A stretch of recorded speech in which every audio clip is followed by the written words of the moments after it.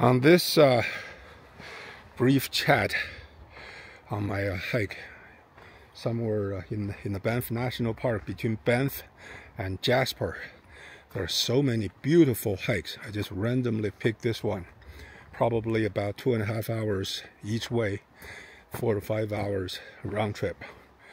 Yesterday I did a hike of 14 miles and almost 5 hours. Today I'll probably take a shorter hike, but anyway, so today I'm going to talk about it's not well organized, but I'll just randomly or I'll just try to give my own opinion on this topic, which is the target of hatred. In other words, the Chinese people, if you see mainland Chinese people, once they leave China or in China, when you talk to them, there is always something they hate. So let's just focus on target of hatred for mainland Chinese. Well, think about it. Who did I guess now I shouldn't say we, it should be they, hate most over the entire history of the rule of the CCP? It was together, I would say, primarily it was the United States, Japan, and Soviet Union, which is today symbolized or today replaced by Russia Federation. So United States is one of the top target of hatred. The history of that started during the Korean War. Because before the Korean War, between 1945, well, during the Second World War, U.S. had always been an ally with the nationalist government as well as the Chinese Communist government, because there is a coalition. There is a loosely based correlation between the nationalist and the communist during the Second World War. So by definition, the Chinese communists will have to be on friendly terms with the Americans, which provided the bulk of the support for the nationalist government in terms of weapons and supplies, and of course, crucially, in the defeat of the Japanese Empire.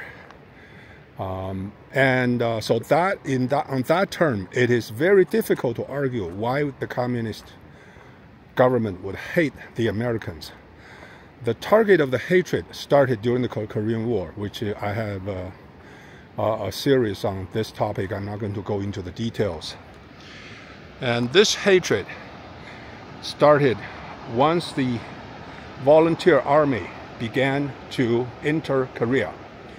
And Mao believed they have to figure out a way to make the Chinese people hate the Americans, because otherwise, for most Chinese people, the memories of Second World War is so fresh, which is only 5 years in the past. It's so fresh. They knew Americans were the one that helped them to defeat the Japanese. How can they be the top enemies all of a sudden?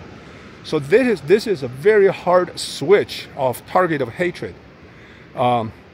So Mao started a massive propaganda campaign, which created a lot of horror stories. In my Korean talk, I mentioned they described the American soldiers eating the flesh of the Chinese soldiers, and they raped the Chinese woman, and all of the worst crimes you could think of. They basically described the Americans did that. It's a full-scale assault on people's, on people's understanding of the United States.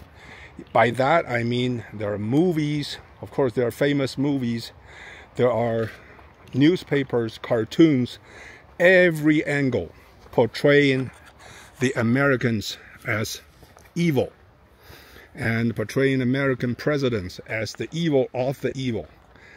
And so that whole campaign only got intensified as Mao's communists began to ally much more closely with the Soviet communists.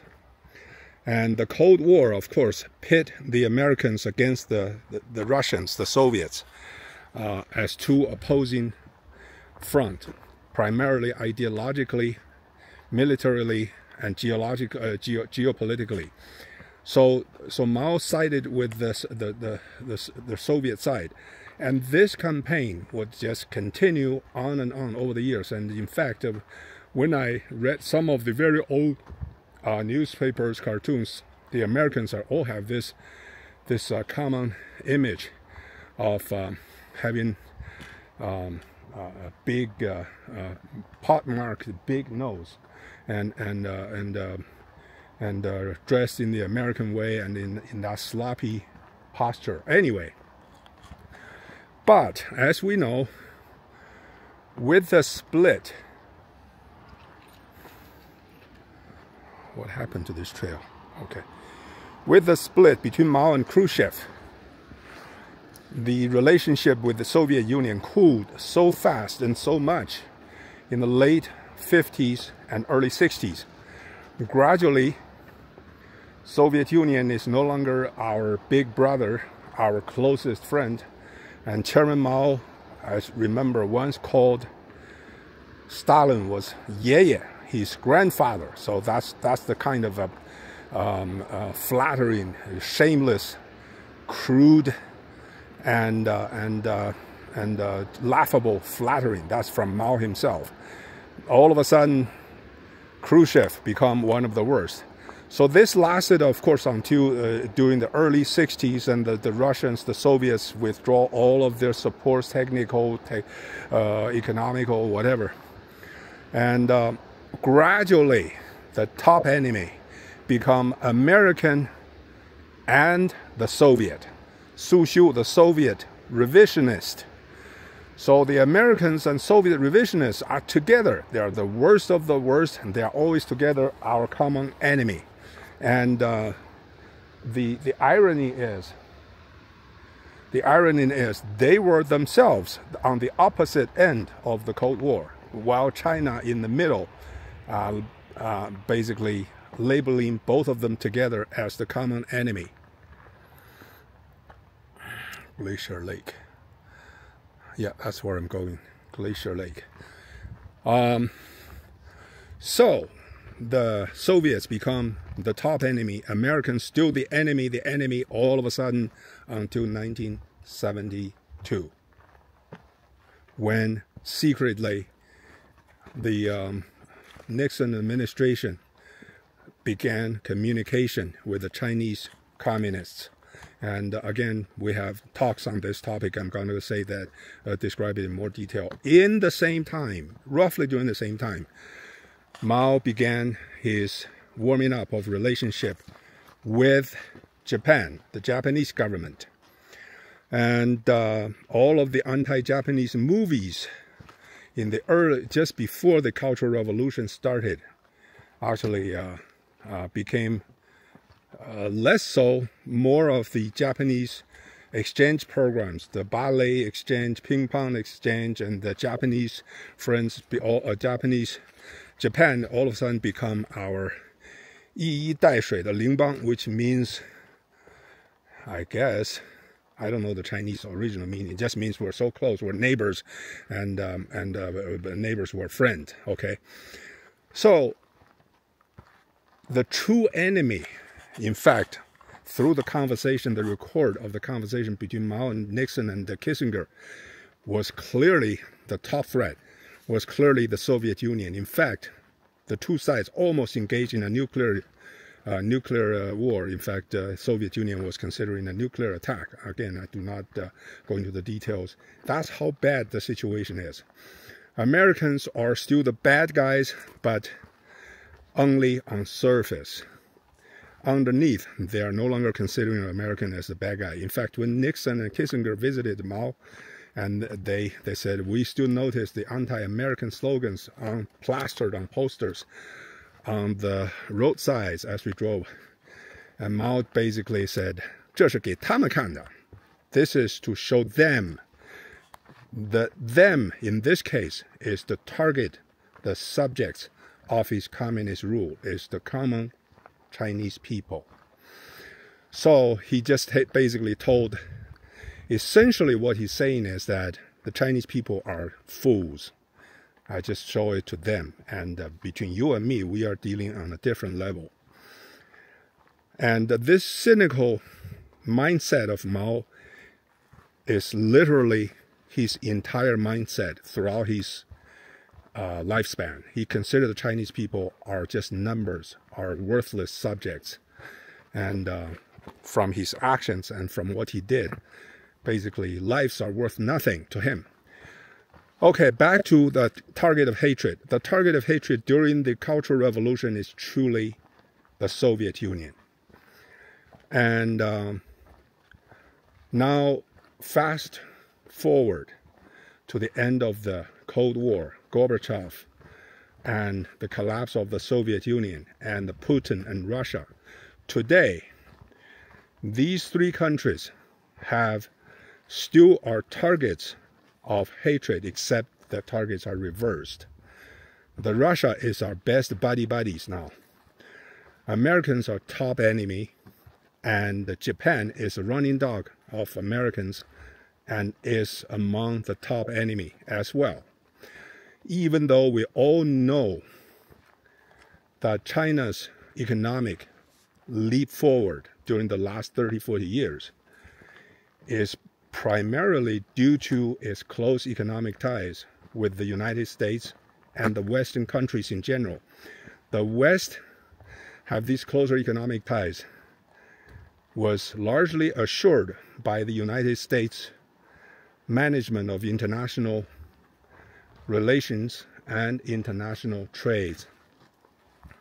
And so if you put your merchandise on an ocean cargo liner from China to, say, Europe or United States, you feel fairly comfortable that the ocean transport, the path of the transport, is safe, because if there is any other country trying to disrupt this transport, the fifth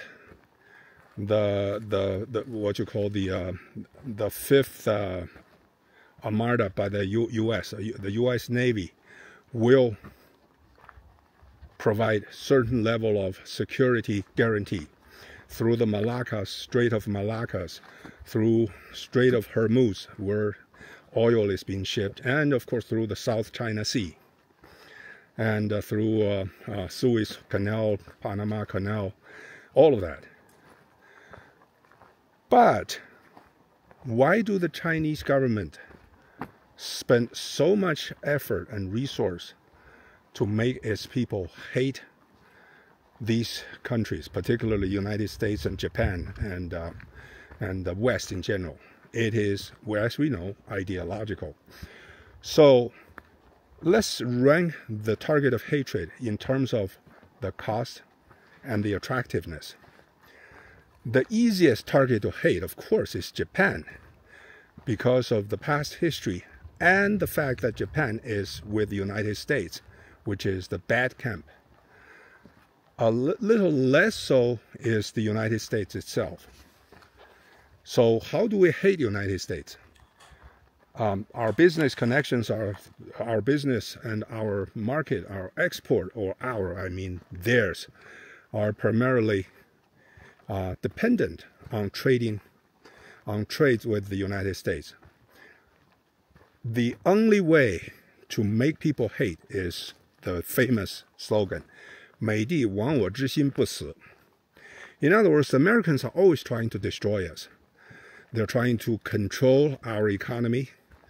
They're going to infiltrate our nation with all of these spies and agents, and trying to do a color revolution, trying to do a